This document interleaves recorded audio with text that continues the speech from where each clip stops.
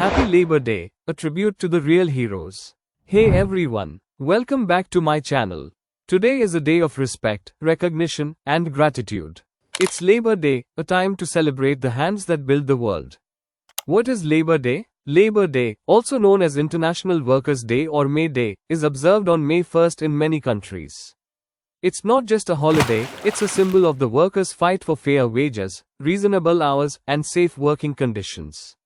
It began with the labor union movement, and today, it's a reminder that no job is too small.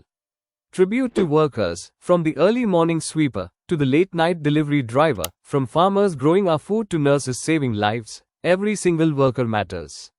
You are the heartbeat of our economy, our cities, our lives. And today, we salute you.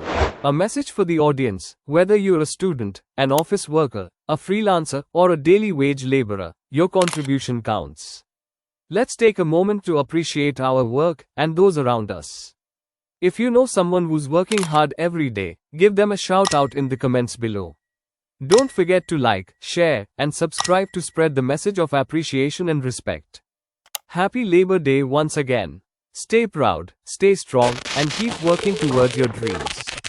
See you in the next video.